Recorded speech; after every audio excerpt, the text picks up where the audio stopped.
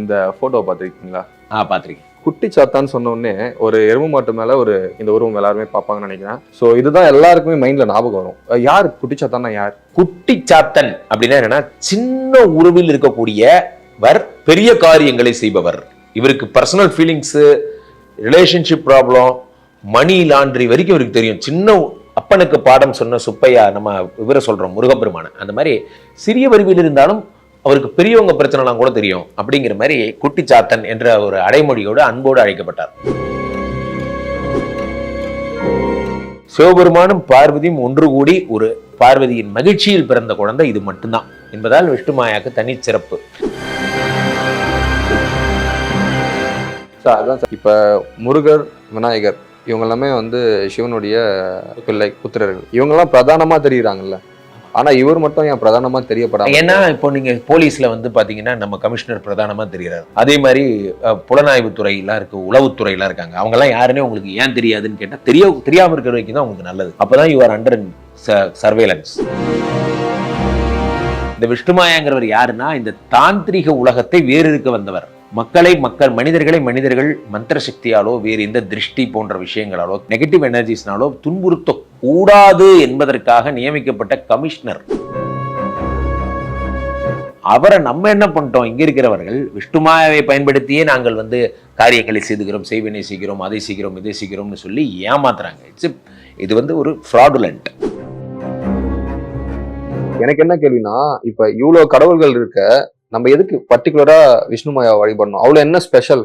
அதான், ஏன்னா இவங்க எமோஷனலி அட்டாச்சு காட். இவங்கெல்லாம் ஃபார் எக்ஸாம்பிள் பிரத்யங்கரா ஒண்ணு முடிவு பண்ணதுதான். இப்ப ராமாயணத்துல என்ன வருதுன்னா, பிரத்யங்கராவுக்கான நிகும்பலா யாகத்தை இந்திரஜித்து மேற்கொள்றான். இந்திரஜித்து மேற்கொள்ளும் பொழுது ராமர் பயப்படுறாரு பிரத்யங்கராவை பார்த்து. ஒருவேளை பிரத்யங்கரா வந்துட்டானா ராவண ஜெயிக்க யாருமே நம்பிடுவான். பிரத்யங்கராவுக்கு தன்னை நம்பினா கொடுத்துருவான். அதனால விஷ்ணுமாயாவும் அதே மாதிரிதான் எமோஷனலி கனெக்டட் காட். ரொம்ப வைப்ரண்ட் அதிகமா இருக்கும்போது என்னடா வேணும் உனக்கு, தந்துட்டேன் போ. உங்களுக்கு ஒரு அனுபவம் இருக்கும்ல, ஒரு மிராக்கிள் நடந்திருக்கும்ல, விஷ்ணுமாயா உங்க வாழ்க்கையில ஏற்பட்டிருப்பாங்கல்ல. சோ அதை பத்தி ஏதாவது மிராக்கிள் என்ன அப்படின்னா, 2018 வாக்குல எல்லாம் என்ன ஆச்சுன்னா, உடம்பு சரியில்லாம போய் மரணத்தின் எல்லை வரை நான் போயிட்டேன். திடீர்னு ஒரு பிரசன்ஸ் தலை யாரா தடவி கொடுத்த மாதிரி இருந்தது. 2018 எந்திரிச்சு பார்த்தா உடம்பெல்லாம் சரியா போச்சு. அதுக்கப்புறமா ஆன்மீகத்தை நோக்கி என் பயணம் வந்ததுன்னு ஒரு பெரிய கம்பெனில அசிஸ்டன்ட் மேனேஜரா ஒர்க் பண்ணேன். அந்த வேலையெல்லாம் விட்டுட்டு ஸ்ரீமடம்னு ஒண்ணு ஸ்டார்ட் பண்ணி அதுக்கப்புறம் முழு நேர தீவிர ஆன்மீகவாதியா மாறணும்.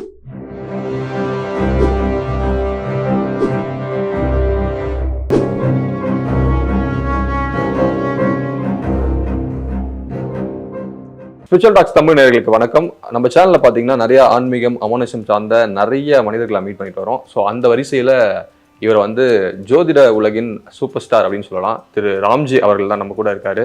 வணக்கம் சார். வணக்கம். வணக்கம். ஃபர்ஸ்ட் கொஸ்டின் என்னன்னா, இந்த போட்டோ பார்த்துருக்கீங்களா? பார்த்துருக்கேன். சரி, குட்டி சாத்தான்னு சொன்ன உடனே ஒரு எருமை மாட்டு மேல ஒரு இந்த உருவம் எல்லாருமே பார்ப்பாங்கன்னு நினைக்கிறேன். ஸோ இதுதான் எல்லாருக்குமே மைண்ட்ல ஞாபகம் வரும். ஸோ இப்படிப்பட்ட ஒரு பயமுறுத்துறமான ஒரு தெய்வத்தை நீங்க வழிபடணும், பிளஸ் கோயில் கட்டணும்னு ஒரு ஆம்பிஷனே வச்சிருக்கீங்க.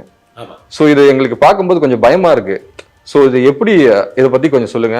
யார் குட்டிச்சாத்தான்னா யார்? இது ஒரு அருமையான ஒரு கொஸ்டின். வாய்ப்பளித்த உங்கள் நிர்வாகத்திற்கு நன்றி, உங்களுக்கும் நன்றி. அது ஆக்சுவலா வார்த்தைகளின் திரிபு, அவ்வளவுதான்.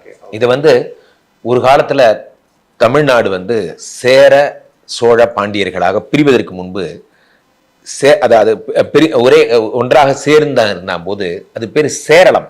இன்று பிரிந்த பின்பு சேரளம் கேரளம் ஆகிவிட்டது, வார்த்தைகளின் திரிவு.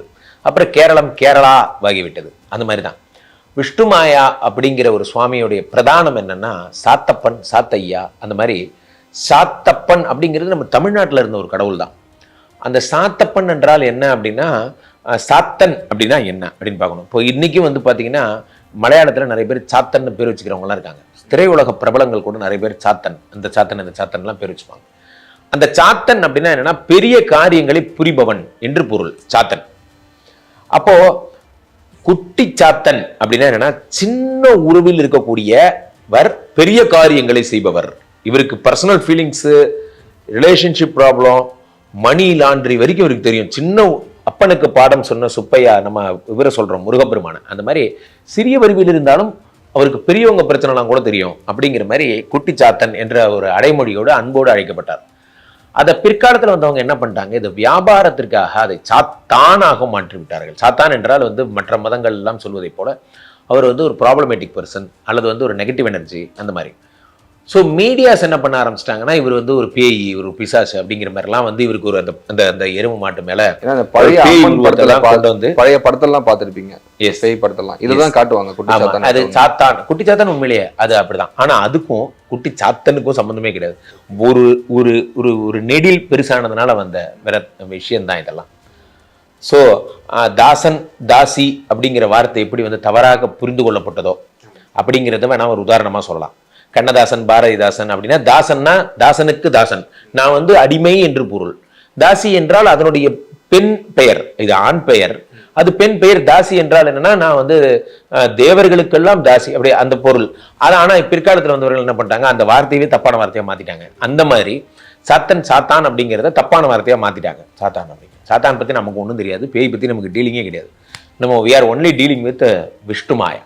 அதனால என்ன பண்ணாங்கன்னா, நம்ம என்ன பண்ணோம்னா, மாயங்களை புரிபவர் இவர் என்பதால், விஷ்ணுவின் அவதாரம் என்பதால், விஷ்ணுவினுடைய சுரூபமாகப்பட்டவர் என்பதால், நாராயண பக்தர் என்பதால் விஷ்ணு மாயா என்று பொருள் கொள்ளலாம். இது என்ன கதை அப்படின்னா, கூலிவாகனங்கிற ஒரு வேட்டுவ பெண் இருந்தார்களாம். அந்த வேட்டுவ பெண் மேல சிவபெருமான் ஆசைப்படுறார். சிவபெருமான் ஆசைப்படும் பொழுது கூலிவாகனை வந்து என்ன சொல்றாங்கன்னா, நான் ஒரு வேட்டுவ பெண்ணா இருக்கேன், என் மேல போய் நீங்க ஆசைப்படுறீங்களே அப்படின்னோடனே, இல்லை முடியாது, நான் வந்து உன்னை எனக்கு ரொம்ப பிடிச்சிருக்கு அப்படின்னு சொல்றாரு. அப்போ இப்போ போய் என்ன பண்றா, பார்வதி தேவியை போய் வேண்டா. அப்போ அந்த மலை ஜாதி மக்கள் அவங்கெல்லாம் அவங்க என்ன பண்றாங்கன்னா, இது மாதிரி அவங்களுக்கு தெய்வம் வந்து காட்டு நீலிய வணங்குகிற அந்த மக்கள், அவர்கள் வந்து வணங்கும் பொழுது பார்வதி வருகிறாள். வந்து என்ன பிரச்சனை கூலிவாகன என்று கேட்கிறாள். அப்போ இந்த மாதிரி என் கணவர் வந்து உங்க கணவர் வந்து என் மேல ஆசைப்படுறார், இது எப்படி நான் மறுக்கிறது, கேட்கிறவர் யாருன்னா எல்லாம் வல்ல எம்பெருமான் சிவனா இருக்காரு, நான் என்ன செய்யறது என்ன ஒண்ணு. பார்வதி தேவிக்கு அதிர்ச்சி தாங்க முடியல. என்னது இந்த மாதிரி இப்படி கேட்டார் அவரு அப்படின்னு. ஏன்னா அவங்க ரொம்ப மதிக்கிற ஒரு ஆளு, பார்வதி வந்து ரொம்ப மதிக்கிற ஒரு ஆளு சிவபெருமான் இப்படி கேட்டாரா அப்படிங்கிறத அவங்களால தாங்கவே முடியல. அப்போ என்ன ஆகுது, பார்வதி தேவி விஷ்ணுகிட்ட போயிட்டு, சரி பரவாயில்ல, என் உருவத்தை கூலிவாகனையா மாத்திரு, பாவம் என்னோட பக்த, அவ என்ன பண்ணுவா பாவம் அப்படின்னு சொல்லிட்டு, நீங்க இருமா அப்படின்னு சொல்லிட்டு அந்த கூலிவாகன வடிவில் போய் சிவனை சேர்றா. அப்போ சிவபெருமான் வந்து அப்போ மனதளவில் ரொம்ப செத்து போயிட்டார்னே சொல்லலாம். காரணம் என்னன்னா, தான் யாருன்னு தெரியாமே கணவர் தான் கூட ஒன்னா இருக்கார், தான் கூலிவாகன நினைச்சுக்கிட்டு ஹீஸ் ஹாப்பி, இப்படிப்பட்டவரை போய் இந்த உலகம் கும்பிடுது பாரு, இவர் போய் சிவன் வந்து இப்படி தப்பு பண்றாரு பாரு அப்படின்னு மனதளவில் ரொம்ப நொறுங்கி போயிட்டா. அப்போ என்ன ஆகுதுன்னா, சிவபெருமான் வந்து இந்த எண்ட் ஆஃப் த இதுல வந்து என்ன கேட்கிறாருன்னா, என்ன உமா நலமா அப்படின்னு கேட்கிறாரு. அவளுக்கு அப்படியே உயிர் வந்த மாதிரி இருக்கு, கண்ணில் தண்ணி. அப்போ உமா, அதாவது பார்வதி தேவி கேட்கிறா, நான் தான் தெரியுமா அப்படின்னு கேட்கிறா. நீ தான் எனக்கு ஃபர்ஸ்டே தெரியும், இதெல்லாம் எமது திருவிளையாடலில் ஒன்று. அப்ப சொல்லிட்டு விளக்க சொல்றார். ஒரு அசுரன் மகிஷின்னு ஒருத்தர் தான், அவன் என்ன சொன்னான்னா, சுய பிரஜை இல்லாத போது எந்த ஒரு ஆணும் பெண்ணும் ஒன்றாக சேருகிறார்களோ அவர்களுக்கு பிறக்கின்ற குழந்தையால் தனக்கு மரணம்னு கேட்டிருப்பான். பிரஜைன்னா சுய நினைவு இல்லாம ஒரு ஆணும் பெண்ணும் எப்படி சேர முடியும்? ஸோ இது பெரிய புத்திசாலின்னு அவன் நினைச்சுக்கிட்டான். ஆனா அவன் கேட்கும் போது ஒரு வார்த்தையை மறந்துட்டான். உடல் அளவில் சுய நினைவு இல்லாமலா மனதளவில் சுய நினைவு இல்லாம நான் விளக்கமா சொல்லலை. இங்கேதான் சிவபெருமான் திருவிளையாடல் பண்ணிடுறாரு. மனதளவில் பிரஜை இல்லாத போது அப்படிங்கிற மாதிரி மாத்திட்டு, இப்ப பார்வதி தேவி வந்து என்ன மனதளவில் ஒரு ஒரு நினைவற்ற நினைவுல தான் அவர் கூட ஒன்னா இருந்தா என்பதால் இந்த வரமும் பலித்தது, அதே நேரத்தில் குழந்தையும் பிறந்தது. விஷ்ணுமாயா பிறந்தார். விஷ்ணுமாயா அப்பெல்லாம் அதெல்லாம் ஒரு கதை, அவ்வளவுதான், அவளை அப்படி விட்டுறணும். அப்போ விஷ்ணுமாயா பிறந்தோன்னு விஷ்ணுமாயிட்ட சிவபெருமான் சொல்றாரு, போய் மகிஷியை போய் கொண்டுட்டு வா என்று சொல்கிறார். அப்போ மகிஷினா யாருன்னா, பெரிய அசுரர்கள்லாம் தான் பேரை மகிஷின்னு பேர் வச்சுக்கிட்டாங்க. மகிஷிங்கிறது ஒரு பட்டம், அவன் பேர் கிடையாது. அப்போ மகிஷியை கொன்றவர் தான் ஐயப்பனும் கூட. ஸோ அந்த மகிஷியை வந்து துர்கா கூட காலில் மிதிச்சிட்டு இருப்பா, அதுவும் மகிஷி தான். மகிஷன் தான். மகிஷன்னா என்னன்னா, எருமை தலை அது உடையவன் என்று பொருள். பெரிய அசுரர்கள்லாம் எருமை தலை வச்சிருப்பாங்க, ஏன்னா அவங்களாம் தன்னை மகிஷின்னு அழைச்சிக்கிட்டாங்க. அதை அடக்குதல் தான் விஷ்ணுமாயோட வேலை. அப்படிங்கிறத மகிஷியை கொண்டுட்டு வந்துடுறாரு. வந்துட்டு சிவபெருமான்கிட்ட கேட்கிறார், இப்போ நெக்ஸ்ட் என்ன பண்ண போறீங்க? இப்போ தெரிந்தோ தெரியாமலோ சிவபுத்திரர்களா ஒருத்தனா நானும் வந்துட்டேன். இப்போ நான் வந்து கணேசர் எதுக்காக பிறந்தார்?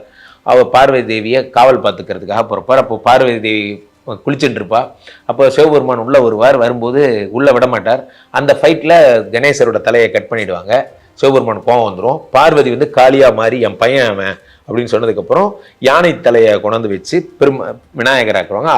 அனலாசுரனை கொல்றதுக்காக அந்த அவதாரம். ஓகே, சந்தோஷம். அடுத்து இவரு முருகப்பெருமான், இவர் வந்து சூரசம்ஹாரம், சூரபத்மன், அவனுக்கு வந்து அழிக்கிறதுக்காக நெற்றிக்கண்ணிலிருந்து பிறப்பிப்பார். ஓகே, சந்தோஷம். அடுத்ததாக ஐயப்பன் ஹரிஹர சுதனாக சேர்ந்து மகிஷியை கொல்றதுக்காக பண்ணப்பட்ட அவதாரம். ஓகே, இவரும் அதே மகிஷியை கொல்றதுக்காக. இவரோட அவதாரத்துல ஸ்பெஷல் என்னன்னா, இவர்கள் எல்லாம் நெருப்பிலிருந்து வந்தவர்கள் அல்லது வந்து தலையை கட் பண்ணி வந்தவங்க போலாம். ஆனா இவர்கள் சிவபெருமானும் பார்வதியும் ஒன்று கூடி அவருடைய மகிழ்ச்சியில் பார்வதியின் மகிழ்ச்சியில் பிறந்த குழந்தை இது மட்டும்தான் என்பதால் விஷ்ணுமாயாக்கு தனி சிறப்பு. அப்போ சிவபெருமான் என்ன சொல்றாரு, நீ எங்கிட்ட வர வேண்டாம், நீ கைலாயத்துக்கு வர வேண்டாம், நீ இங்கே இருந்து யாருக்கும் தெரியாமல் ரகசியமா இருக்கு. இங்க தாந்திரிக உலகம்னு இங்க ஒண்ணு இயங்கிட்டு இருக்கு. அதாவது மனிதர்கள் நெகட்டிவ் எனர்ஜினால கட்டி போடுறது, நெகட்டிவ் எனர்ஜியை யூஸ் பண்ணி அவங்கள வந்து டிஸ்ட்ராக்ட் பண்றது, இந்த செய்வினை பில்லி அந்த மாதிரியான விஷயங்கள்லாம் இங்க நடந்துட்டு இருக்கு. ஸோ அப்போ கலியுக தெய்வமாக இருந்து இங்க மக்கள் எல்லாம் நீங்கள் பார்த்து கொள்ளுங்கள் என்னும் பணியை வந்து சிவபெருமான் சொல்லுகிறார். அதனால விஷ்ணுமாயா ஏத்துக்கிறார். ஒரிஜினலி இந்த விஷ்ணுமாயாங்கிறவர் யாருன்னா, இந்த தாந்திரிக உலகத்தை வேறு இருக்க வந்தவர். மனிதர்களை மந்திர சக்தியாலோ வேறு எந்த திருஷ்டி போன்ற விஷயங்களாலோ கெடுதல் போன்ற நெகட்டிவ் எனர்ஜிஸ்னாலோ துன்புறுத்த கூடாது என்பதற்காக நியமிக்கப்பட்ட கமிஷனர். அவரை நம்ம என்ன பண்ணிட்டோம், இங்க இருக்கிறவர்கள் விஷ்ணுமாயாவை பயன்படுத்தியே நாங்கள் வந்து காரியங்களை செய்துகிறோம், செய்வினை செய்கிறோம், அதை செய்கிறோம், இதை செய்கிறோம்னு சொல்லி ஏமாத்துறாங்க. இது வந்து ஒரு ஃப்ராடுலண்ட். விஷ்ணுமாயா என்பவர் இந்த பிரச்சனைகள் வந்து காப்பாற்றுபவர், ரிலேஷன்ஷிப் ப்ராப்ளத்திற்கு முக்கியத்துவம் கொடுப்பவர், யாரேனும் யாருக்காவது துரோகங்கள் செய்தால் அதை தட்டி கேட்பவர். ஸோ இவரை வந்து இந்த நெகட்டிவ் எனர்ஜினால ஒன்றும் பண்ண முடியாது என்பதால் இது. இப்போ இவர் எதுக்காக நான் கொண்டு வரணும்னு நினைக்கிறேன் அப்படின்னா, இந்த தாந்திரிக உலகத்தில் அறியப்படாத கடவுள்களாக பிரத்யங்கரா இருந்தார்கள், வராகி இருந்தார்கள், அந்த மாதிரி இதெல்லாமே அதர்வண வேதத்தை சேர்ந்தவங்க தான். அப்ப இவர் மட்டும் ஏன் இன்னும் வெளிச்சத்திற்கு வராமல் இருக்கிறார் என்பதால் சார் எனக்கு ஒரு கொஸ்டின், இந்த இடத்துல ஒரு கொஸ்டின் தோணுச்சு. இப்ப முருகர், விநாயகர் இவங்க எல்லாமே வந்து சிவனுடைய புத்திரர்கள், இவங்கெல்லாம் பிரதானமா தெரியுறாங்கல்ல. ஆனா இவர் மட்டும் ஏன் பிரதானமா தெரியப்படாம? ஏன்னா இப்போ நீங்க போலீஸ்ல வந்து பாத்தீங்கன்னா நம்ம கமிஷனர் பிரதானமா தெரிகிறார். அதே மாதிரி புலனாய்வு துறையெல்லாம் இருக்கு, உளவுத்துறையெல்லாம் இருக்காங்க. அவங்க எல்லாம் யாருன்னே உங்களுக்கு ஏன் தெரியாதுன்னு கேட்டா தெரியாம இருக்கிற வரைக்கும் தான் உங்களுக்கு நல்லது. அப்பதான் யூ ஆர் அண்டர் சர்வேலன்ஸ். இவர்கள் யாருன்னு தெரிஞ்சுட்டாதான் நீங்க தப்பிச்சிருவீங்களே. ஸோ அப்போ நிறைய மப்டி போலீஸ் நம்ம கூட இருக்கிற மாதிரி தான் இந்த கதைலாம். ஸோ இவரும் தேவை. இவர் எப்படின்னா உங்களுக்கு தெரியாம பார்த்துட்டு தான் இருக்காரு, நீங்க என்ன பண்றீங்கிறத பார்த்துட்டு தான் இருக்காரு. இவரும் ஒரு இவருடைய ரோல் அது. ஸோ அவ்வளவுதான். இவரை எதுக்காக கொண்டாடணும்னு நான் நினைக்கிறேன் அப்படின்னா, தவறான பிரச்சாரங்கள் வரும் பொழுது, ஈவன் இப்போ கூட வராகியை பயன்படுத்தியே நாங்கள் செய்வினை செய்கிறோம், மாந்திரிகம் செய்கிறோம்ங்கிற வாதங்கள்லாம் போயிட்டு இருக்கு. எந்த ஒரு கடவுளுமே இது போன்ற வேலைகளுக்கு ஆட்பட மாட்டார்கள். அப்படி ஒருத்தன் சொல்றான்னா போய் சொல்றான்னு அர்த்தம். இவர்களெல்லாம் வந்து மக்களுக்கு நன்மை செய்யக்கூடியவர்கள், அதனாலதான் அவர் கடவுள்கள். மக்களுக்கு தீமை செய்பவர்களை நாம் வந்து கடவுளாக எப்படி கொண்டாட முடியும்? ஸோ நம்ம பண்ற அந்த கான்செப்டே தப்பு. முதல்ல அது தயவுசெய்து புரிஞ்சுக்கணும். அந்த கான்செப்டே முதல்ல தப்பு. ஏன்னா வச்சிருக்காங்க பயமா. அது ஏன்னா அப்பதான் மார்க்கெட் ஆகும், அப்பதான் வந்து வியாபாரம் கல்லாகட்டும், வேற ஒண்ணும் கிடையாது. அப்போ கூலிவாகனம் மேல ஆசைப்பட்ட இன்னொரு மன்னன் வரான். அப்போ கூலிவாகனோட நிலைமை என்ன? இப்போ சிவபுத்திரன் சிவன் வந்தார், ஒரு ஆக்டிவிட்டி பண்ணார். அவர் வந்து கூலிவாகன பேரை பயன்படுத்தி அவங்களும் பார்வதியும் ஒன்னா இருந்தாங்க, அந்த குழந்தை பிறந்துருச்சு. தேவையே இல்லாம கூலிவாகனையை எதுக்கு டிஸ்டர்ப் பண்ணீங்க? ஃபார் எக்ஸாம்பிள் மற்ற மதங்கள்ல கூட இந்த மாதிரி சொல்லலாம். இன்னொருத்தர் தேவ இந்த மாதிரி எல்லாம் சொல்லலாம். அவங்க வந்து எதுக்காக இப்படி, அது அவங்களுடைய அவதாரம். இந்த அவதாரத்துல கூலிவாகன பேரால அந்த குழந்தை பிறந்துக்கணும்னு இருந்திருக்கு போல இருக்கு. அந்த மாதிரி தான் இப்போ யசோதா மாதிரிலாம் நம்ம நிறைய சொல்லலாம். ஸோ இப்போ எதுக்காக அவங்க வந்தாங்கிறதெல்லாம், இப்போ எல்லாருமே கிருஷ்ணரை கும்பிடுறாங்க, யசோதாவை யாரும் கும்பிடுறது இல்லை. என்ன காரணம் அப்படின்னா, கிருஷ்ணன் தான் ஹீரோ. இப்போ கூலிவாகனை யாரும் கும்பிடுறது இல்லை. ஆனால் பாவம் அந்த மாதிரி தான் அவங்க லைஃப் தான் டிஸ்டர்ப் ஆச்சு. ஸோ அப்போ ஒவ்வொரு ரூபகாலம் நடக்கும்போதும் கூலிவாகன படத்தை வரைஞ்சி விஷ்ணுமாயா படத்தை வரைவாங்க. இவர் அம்மா பிள்ளை இவர். ஸோ நான் என்ன சொல்ல வரேன் அப்படின்னா, இங்க ஒரு சாரார் ஆன்மீகத்தை தவறாக பிரயோகப்படுத்துகிறார்கள். என்ன சொல்றாங்க அப்படின்னா, வராகியை பயன்படுத்தி மாந்திரிகம் பண்றேன்னு சொல்றது, விஷ்ணுமாயா பயன்படுத்தி மாந்திரிகம் பண்றேன்னு சொல்றது, இதெல்லாம் வந்து வெற்றுவாதம், பொய்வாதங்கள். அப்போ விஷ்ணுமாயாங்கிற ஒரு கடவுளை வந்து அவர் கடவுள் என்பதை உலகறியப்பட சொல்ல வேண்டும் என்பது என்னுடைய பேராசை. அவ்வளவுதான். அவர் நீங்கள் நினைப்பது போல சாத்தான் அல்ல, அவர்கள் நினைப்பது போல பேய் பிசாசோ அந்த மாதிரியான கேரக்டர்ஸ் எல்லாம் அல்ல. அவர் வச்சு நீங்க சூன்யம் அதெல்லாம் எதுவும் பண்ண முடியாது. இது எல்லாமே தப்பு. அப்போ கூலிவாகனம் மேல ஆசைப்படுற ஒரு மகாராஜா வந்து இதே மாதிரி அப்ரோச் பண்றான். அப்போ ஒரு விஷ்ணுமாயன் டென்ஷன் ஆகி என்ன பண்றாருன்னா, அந்த அசுரனோட சண்டை போடுறாரு. சண்டை போடும்போது என்ன ஆகுதுன்னா, அந்த அசுரனோட வால் பட்டு ஒரு உடம்புல காயமாயிடுது. இந்த காயம் பட்டு கீழே 390 பிளட் டிராப்ஸ் வருது. இந்த பிளட் டிராப்ஸ் எல்லாம் 400 பிளட் டிராப்ஸ்ன்னு சொல்லுவாங்க. ஒரு டிராப்பும் ஒரு சாத்தனாக மாறுகிறது. சாத்தனாக மாறி அந்த அவங்களோட ஃபைட் பண்றாரு இந்த ராஜாவோட. அதுல ஒரு 4-5 அந்த உருவங்கள் இறந்து போயிடுது. மீதி 390 உருவங்கள் காலகண்டன்னு சொல்லு. அந்த 390 உருவங்கள் வந்து இன்றும் வந்து அவருடைய அவதாரங்கள், அதாவது கருமாயாவுடைய அவதாரங்கள். ஆமா, அவருடைய முகங்கள் கருங்குட்டி, பிரேமகுட்டி, இந்த மாதிரி ஒரு ஊர் குட்டியும் ஊர் மாதிரியான கேரக்டர்ஸ் உடையது. ஃபார் எக்ஸாம்பிள் நம்ம இந்து மதத்துல சொல்லும்போது கணபதியை சொல்லும்போது எப்படி சொல்றோம்? பால கணபதி, துந்துபி கணபதி, வக்ர கணபதி, உச்சிஷ்ட கணபதி, அத்தனை கணபதியும் சேர்ந்த ஒரே கணபதி, ஒரு கணபதி தான். அவரோட அத்தனை முகங்கள். பாலகிருஷ்ணர், பாலமுருகன் வேற, கல்யாண முருகன் வேற, சம்ஹார முருகன் வேற. எல்லா ஒவ்வொரு முருகனுக்கு ஒரு ரோல் இருக்குல்ல. அப்போ எல்லா முருகனும் ஒரு முருகன் தான். அப்படி அம்பாளுக்கு எடுத்துக்கங்க, காளியாத்தா, மாரியாத்தா, எல்லாமே ஒரே அம்பாள் தான். அம்பாள்னு எடுத்துக்கிட்டா ஒன்று தான். அதோட வெரைட்டிஸ் தான் இவங்கெல்லாம், ஏன்னா அவதாரங்கள் இவங்கெல்லாம். அந்த மாதிரி விஷ்ணுமாயாவோட சைதன்யங்கள் இவங்கெல்லாம். ஆனா இதை வச்சும் கருங்குட்டியை நான் வந்து இப்படி பண்ணிடுவேன், நான் அப்படி பண்ணிடுவேன், நான் வந்து அகோர குட்டியை ஏவி விடுறேன், இதெல்லாம் இவங்க கொடுக்குற ஜிமிக்ஸ், இவங்க பண்ற ப்ராப்ளண்ட். உண்மையில இவர்கள் எல்லாருமே இவருடைய சுரூபங்கள் தான். இவரை சுத்தி இவரை பார்த்துக்கிறது அவங்களோட வேலை. இவர் யாருன்னா சிவபுத்திரனாக இருந்து மக்களுக்கு நன்மை செய்யும் அருளாசி தருபவர். இதுல என்ன கன்ஃபியூஷன்? நான் பொன்னுண்ணி மாயாவா இன்னொரு மாயாவான்னு குழப்பம். இவருக்கு வந்து 2 குழந்தை வடிவமா இவர் வழிபடுறவங்க கிருஷ்ணர் மாதிரி தான். கிருஷ்ணரை பாலகிருஷ்ணரா குழந்தையா வழிபடுவாங்க, சில பேர் யசோதா கிருஷ்ணரா வழிபடுவாங்க. அந்த மாதிரி விஷ்ணுமாயாவை குழந்தையா வழிபட்டா பொன்னுண்ணின்னு கூப்பிடுவாங்க. அல்லது பெரிய ஆளுன்னு சக்கரவர்த்தி விஷ்ணுமாயா அப்படி உட்காந்துருப்பாரு. இப்படி 2 உருவங்கள் அவரை 2 விதமா வழிபடுறோம், அவ்வளவுதான். இதை எல்லா கன்ஃபியூஷனுக்கும் காரணம் பணம், வியாபாரம், வேற ஒண்ணும் கிடையாது. சிலை வழிபாடுன்னு வரும்போது அவர் வந்து ஒரு எருமையை பார்த்து நீங்க, அதுதான் அவருடைய உருவம், அதான் அவருடைய உருவம். ஏன் எருமையை பார்த்து பயப்படுறீங்க? எருமைன்னா வந்து ப்ராப்ளம் நீங்க நினைக்கிறீங்க. உண்மையிலே எருமைன்னா என்னன்னா, இப்ப காலதேவன் யமன் வந்து எருமை வாகனம் கொண்டிருக்கான், ஏன்னா நீதி வெளுவாதவன் என்று பொருள். அப்போ அதே மாதிரி எருமையை வந்து துர்கை அடக்கிறா. என்னன்னா என்ன காரணம்? அந்த கர்வத்தை அடக்குபவள் என்று பொருள். இங்கே எருமைங்கிறத மாயை என்று பொருள் கொள்ள வேண்டும். மாயைன்னா என்ன? நீங்க பெண் மேல ஆசை வைக்கிறீங்க, தங்கம் மேல, அப்ப இதெல்லாம் அந்த பேராசை, இந்த மாயையை சிரமறுக்க வந்த கடவுள் மாயா, விஷ்ணு மாயா. அவர் வந்து உங்களை மாயெல்லாம் ஒழிச்சுட்டு ஆன்மீக பாதைக்கு கூட்டு செல்லும் ஒரு கடவுள். ஆனா அவருக்கு நீங்க வச்ச பேரு ஒரே ஒரு மாயைன்னு ஆக்கி விட்டீங்க. அவர் மாயை கிடையாது, மாயை சிரமறுக்க வந்தவர். விஷ்ணு மாயாங்கிறதுடைய தெளிவான ரூபம் என்னவென்றால், நம்ம தமிழ் கடவுள் இங்கிருந்து போனவர், அவர் இங்க வரணும், அது என்னோட ஆசை. 2வது ஆசை, அவர் பேரு சாத்தான் இல்ல சாத்தன். 3வது விஷயம், இவரை வச்சு எந்த வேலையும் செய்ய முடியாது. பிள்ளையாரை போல முருகனை போல இவரும் நேர்மை இருந்தால் அனுகிரகம் செய்யும் அனுகிரக மூர்த்தி தானே தவிர இந்த செய்வினை, தயவுசெய்து இந்த வார்த்தைகள்ல இருந்து அவருக்கு விடுதலை கொடுங்க.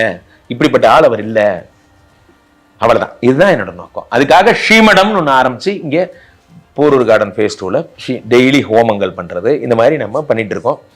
ஸோ இந்த ஸ்ரீமடம் இப்பொழுது மலேசியாவிலும் சிங்கப்பூர் அந்த மாதிரி எல்லா நாடுகளிலும் வருகிறது. ஸ்ரீமடத்தினுடைய நோக்கம் என்ன? விஷ்ணுமாயாவுக்கு வந்து தினசரி பூஜைகள்லாம் பண்ணி மக்கள் குறைகள் எல்லாம் நாங்கள் தீர்த்து வருகிறோம். இதை ஒரு புண்ணிய காரியமாக செய்து வருகிறோம். சரிங்க சார். சார், இப்போ தனியா வந்து விஷ்ணுமாயாவுக்கு கோயில் எதுவும் கிடையாதா? தனியா கோயில்கள்னு கேரளால 100 கோயில் கிட்ட இருக்கு, ஆனா தமிழ்நாட்டுல கோயில் கிடையாது. கேரளால 100 கோயில். ஆனா அவங்களோட நோக்கமே என்னன்னா, அவரை வந்து அப்படி சாத்தானாக வழிபடுகிறாங்க. சில பேர் பெண் வடிவில் வழிபடுறாங்க, விஷ்ணு மாயா அம்மனாக வழிபடுகிறாங்க. ஒவ்வொருத்தரும் ஒவ்வொரு மாதிரி பிடிச்ச மாதிரிலாம் வழிபடுறாங்க.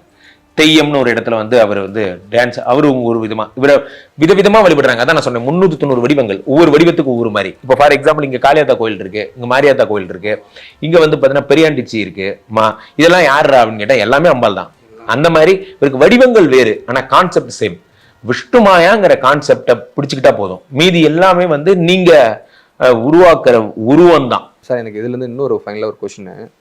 இப்போ இவ்வளோ பெரிய சிவனுடைய புத்திரன், இவ்வளோ பெரிய கடவுள், இவருக்கு வந்து எந்த கோயில்கள்லயும், சிவன் கோயில்கள்லயும் ஒரு சிலை கூட இல்லையே. ஏன்னா இவருக்கு வந்து ஒரு அப்போசிஷன் என்னன்னா, எங்க அம்மாவை பயன்படுத்திட்டு எங்க அம்மாவை அறிமுகம் பண்ணாம விட்டுட்டேன், என்ன அறிமுகம் பண்ணாம விட்டுட்டேன்னு சிவன் மேல இவருக்கு கோவம். அதனால இவர் பெரும்பாலும் சிவனை ரெக்கமெண்ட் பண்ற ஆள் இல்லை. அதனால இவர் தனித்து செயல்படுவார். இன்னொன்னு, இவரோட கேரக்டருக்கு யாரும் செட் ஆக மாட்டாங்க. இவர் கருணாமூர்த்தி, இவருக்கு சமூகங்கள் கிடையாது, இப்படிதான் ஆச்சாரம், இந்த சமூகத்தை பிரிவினருக்கு சேர்ந்தவங்க தான், அப்படிலாம் ஒண்ணும் கிடையாது. இவர் மாம்சம் சாப்பிடுவார், மது சாப்பிடுவார். இவருக்கு வந்து இந்த இதெல்லாம் கிடையாது, இந்த நெய்வேதி அதெல்லாம் பிடிக்காது. நம்ம ஊர் சாமி, நம்ம முனியப்பன் எப்படி வந்து இந்த மாதிரி நம்ம கல் படைக்கிறோம், சாரம் இதெல்லாம் படைக்கிறோம், படைச்சிட்டு சுருட்டு குடிக்கிறோம், நம்ம மதுரவேறு சாமி அதை படைச்சிட்டு, அந்த மாதிரி ஒரு சாமி. அதனால ஒரு ஊரோட ஒட்டலை. இந்த கேள்வி எல்லாருக்கும் பொருந்தும். அப்படின்னா நம்ம ஊர்ல ஏன் வந்து முனியாண்டிய வந்து ஊருக்கு வெளியே இருக்காரு, ஏன் ஊருக்கு உள்ள இல்லை? ஊருக்குள்ள சிவன் கோயில் இருக்கு, ஊருக்கு வெளியே ஐயனார் இருக்காரு. ஏன்னா இது ஒரு இது ஏன் இந்த ஏற்பாடுன்னு தெரியல. நீங்க ஈவன் ஐயப்பன் இது இவருக்கு போனீங்கன்னா, சிவன் கோயில் போனீங்கன்னா ட்ரிங்க்ஸ் இதெல்லாம் பண்ணா அங்கே உள்ளே போக முடியாது. ஆனா மதுரை வீரன் மாதிரி கோயில்லாம் அதெல்லாம் நோ ப்ராப்ளம். அங்கே ட்ரிங்க்ஸு, கோழி கட் பண்ணுறது, சாப்பிட்றது. ஏன்னா அங்கே கலாச்சாரம் வேற, இங்கே கலாச்சாரம் வேற. அந்த மாதிரி விஷ்ணுமாயா கலாச்சாரம் என்பது ஃபுல் அண்ட் ஃபுல் ஒரு உக்ர தேவதைங்கிறதுனால மத்துவோ மாம்சமோ அதை பற்றி அவர் கண்டு கூட மாட்டார். பலியோ அதெல்லாம் ஏற்றுப்பார். ஆனால் இங்கே பலிங்கிறது விஷயம்லாம் இங்கே சாத்வீக கடவுளுக்குள்ள கொண்டு வர முடியாது. சிவன்கிறது சாத்வீகம், அங்கே வந்து சைவம், அங்கே நீங்கள் பலி கொடுக்க கூடாது. இந்த மாதிரியான விஷயங்கள் மத்து இதெல்லாம் படைக்கக்கூடாது. ஆனால் இவர் அது கூடியதான் டிராவல் பண்ற ஒரு ஆளு. அதனால இவருக்கு அங்கே ஒட்டல.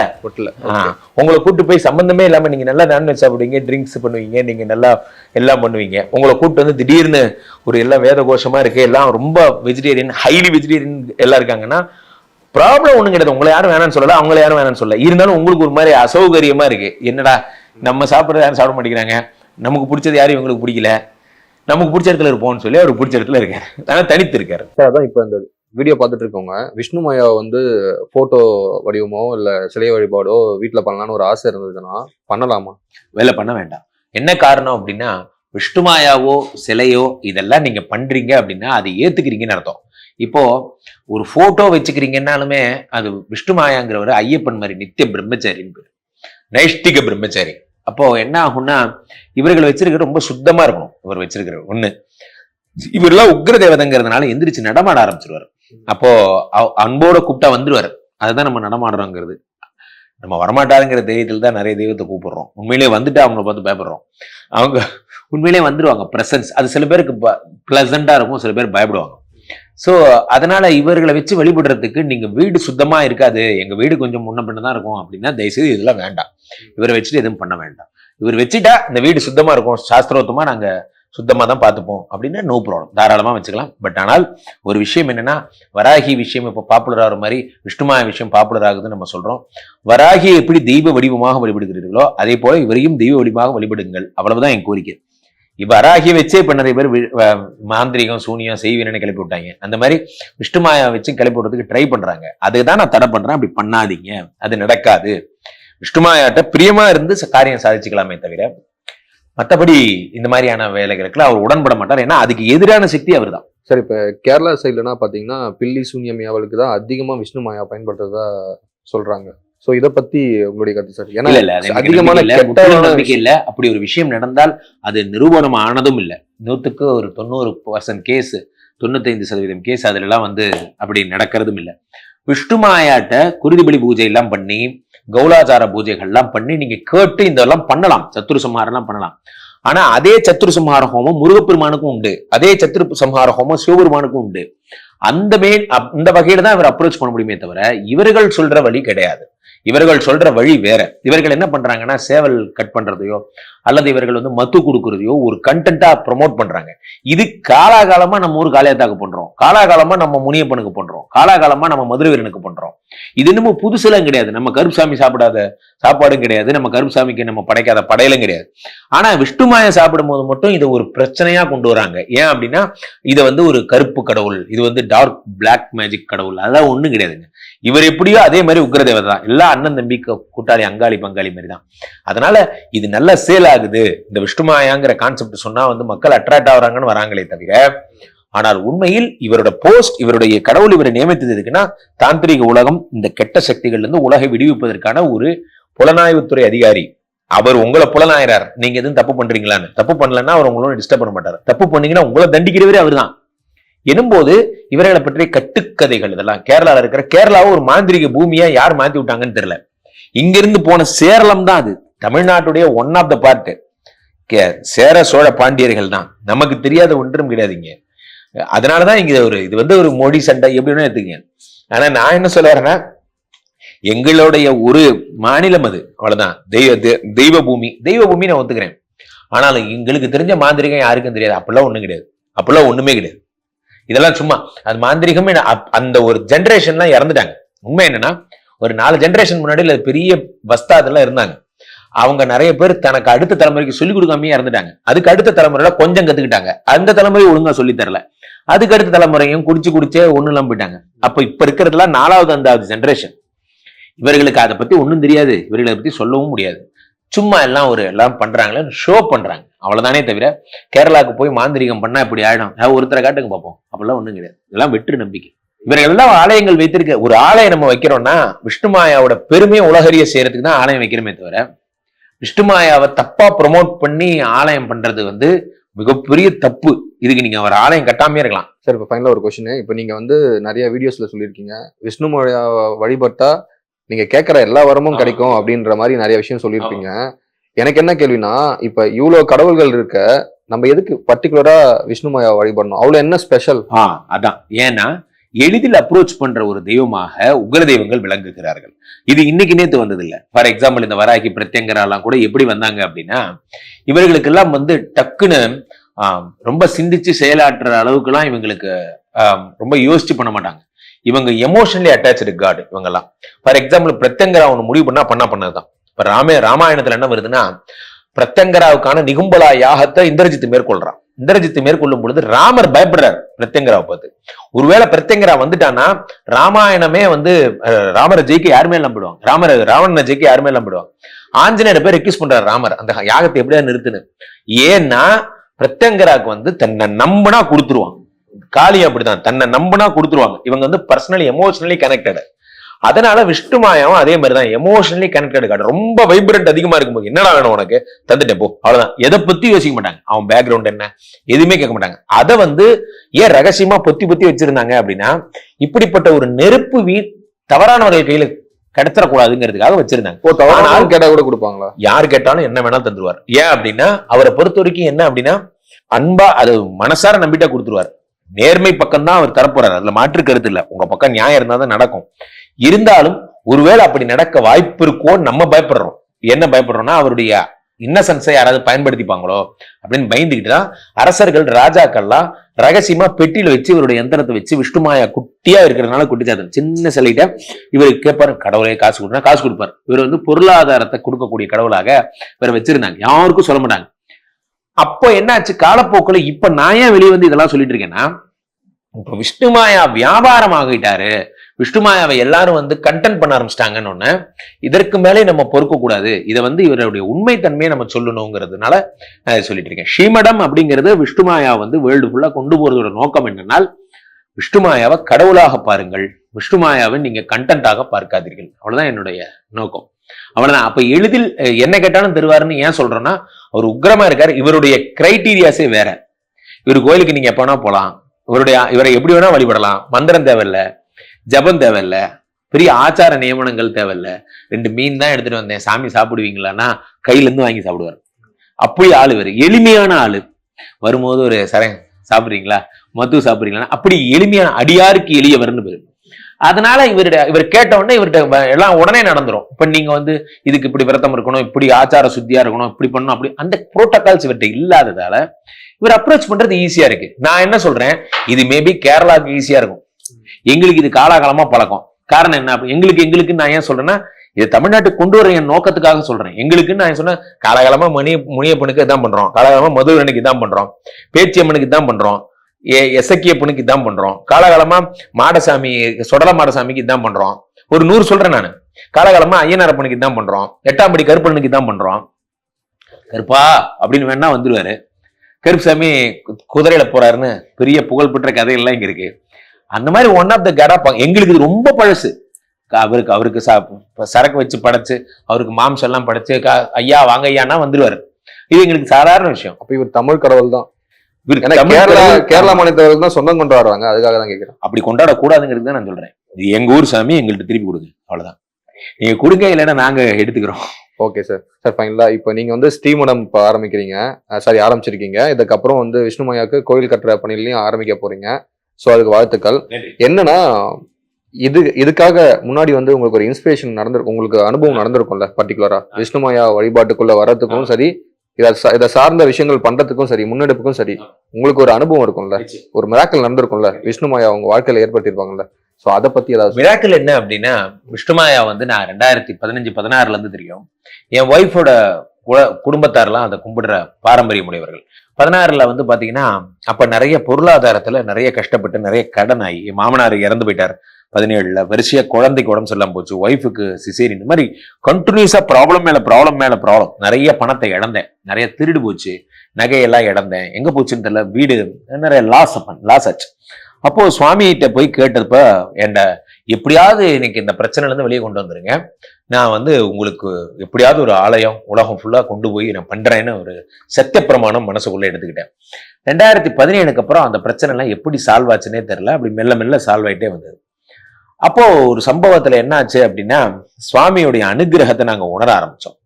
2018 வாக்குல எல்லாம் என்ன ஆச்சுன்னா, ஒரு நாள் வந்து வாழ்க்கையே வேண்டான்னு முடிவெடுத்த போது திடீர்னு ரொம்ப உடம்பு சரியில்லாம போயிட்டேன். உடம்பு சரியில்லாம போய் மரணத்தின் எல்லை வரை நான் போயிட்டேன். அப்போ உடம்பு சரியில்லைன்னு ஆனதுக்கு அப்புறம் அப்போ பார்த்தீங்கன்னா திடீர்னு ஒரு பிளசன்ஸ் தலை யாரா தடவி கொடுத்த மாதிரி இருந்தது. 2018 எந்திரிச்சு பார்த்தா உடம்பெல்லாம் சரியா போச்சு. அதுக்கப்புறமா ஆன்மீகத்தை நோக்கி என் பயணம் வந்ததுன்னு ஒரு பெரிய கம்பெனில அசிஸ்டன்ட் மேனேஜரா ஒர்க் பண்ணேன். அந்த வேலையெல்லாம் விட்டுட்டு உண்டாயில இருந்தபோது அந்த வேலையெல்லாம் விட்டுட்டு ஸ்ரீமடம்னு ஒன்று ஸ்டார்ட் பண்ணி அதுக்கப்புறம் முழு நேர தீவிர ஆன்மீகவாதியா மாறணும். ஆனா இவருக்கு இப்படி ஒரு ஆலயம் நானே பண்ணுவேன்னு நான் எதிர்பார்க்கவே இல்லை. காரணம் என்ன அப்படின்னா, ஒரு நாள் வந்து நாங்க சின்னதா ஒரு சிலை வச்சு வீட்டுல வழிபட்டுட்டு இருந்தோம். பக்கத்துல இருந்த கோயில்ல என்ன சொன்னாங்க, ஒரு பெரிய ஒரு சிலை ஒண்ணு பண்ணி கொடுங்க, நம்ம கோயில்லயே ஒரு சன்னிதானம் பண்ணிக்கலாம், நீங்க இங்க வந்து நீங்க கோயில்ல பூஜை பண்ணிக்கிங்கன்னு சொன்னாங்க. அந்த கோயில்ல வைக்கிறதுக்காக ஒரு 6 அடி சிலை விஷ்ணுமாயா கல் சிலையை மகாபலிபுரத்துல இருந்து நாங்க தெரிவிச்சோம். அப்ப என்ன ஆச்சுன்னா, மாடியில வந்து இறங்கிருச்சு மாங்காட்டுல.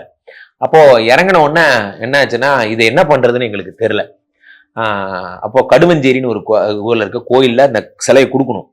அப்போ ஃபோன் பண்ணி அந்த கடுவஞ்சேரி கோயில்ல கேட்கிறேன், நீங்க அந்த சிலையை எடுத்துக்கிறீங்களான்னு. அவங்க சொன்னாங்க, கொரோனா பீரியட் நீங்களே வச்சுக்கோங்கட்டாங்க. இவ்வளவு பெரிய சிலையை மாடியில வச்சுட்டு என்ன பண்றதுன்னு எங்களுக்கு தெரியல, பயமா இருந்தது. வந்த சிலையை திருப்பி அனுப்பவும் முடியல.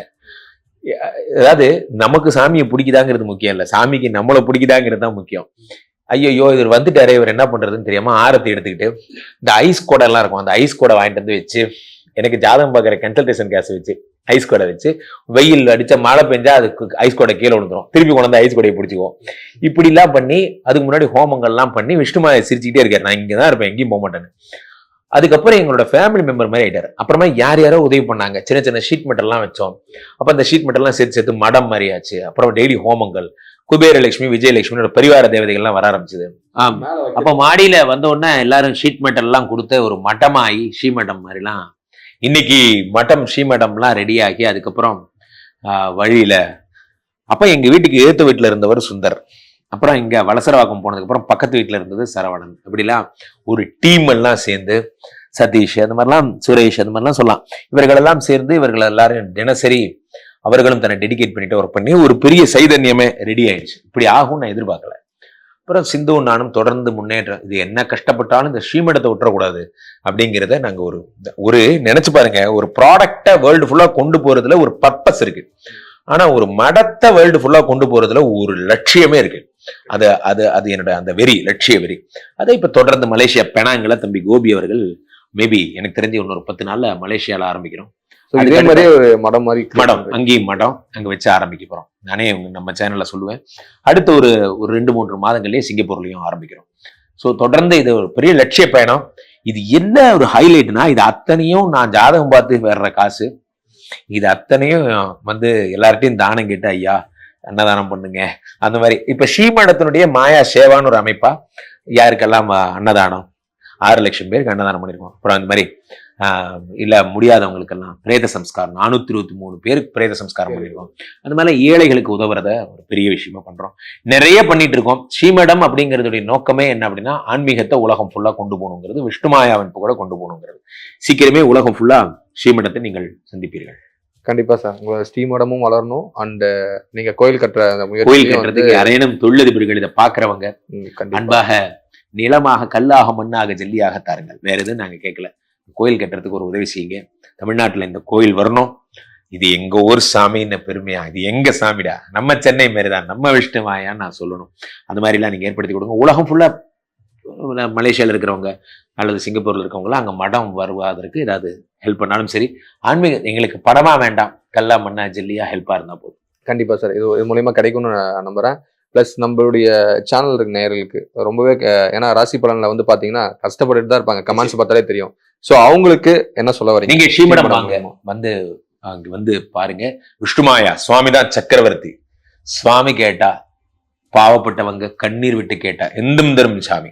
நான் உறுதியா சொல்றேன், என்ன கேட்டாலும் தருவார். ஆனா அது வேணா I can give you assurance, I cannot give you insurance. இது வரைக்கும் நடந்த பிரச்சனைகளுக்கு இன்சூரன்ஸ் என்னால தர முடியாது, ஒரு அஷூரன்ஸ் தர முடியும். இதுக்கு மேல விஷ்ணுமாயவன் வந்துட்டீங்க, எல்லாம் செல் பண்ணுவார். இப்போ பிரிவு, ஹஸ்பண்ட் அண்ட் ஒய்ஃப் பிரிவு, வேலை இல்லை, குழந்தை இல்லை, எதுனாலும் சரி இங்க வாங்க, ஸ்ரீமடத்தோட கமிட்டடா இருங்க, கனெக்டடா இருங்க, எல்லாம் தன்னால நடக்கும். அது ஒரு சேலஞ்சா சொல்றேன். போரூர் கார்டன் ஃபேஸ் 2 சென்னையில தான் இருக்கு. இங்க தான் நான் இருப்பேன். ஒன்று நான் இருப்பேன், இல்லை சரவணா இருப்பேன், இல்லை சுந்தர் இருப்பாங்க, இல்லை சிந்து இருப்பாங்க, யாராவது இருப்போம். வாங்க வந்து ஸ்ரீமடத்தோட கனெக்ட் ஆயிக்கோங்க. நன்றி. நன்றி சார்.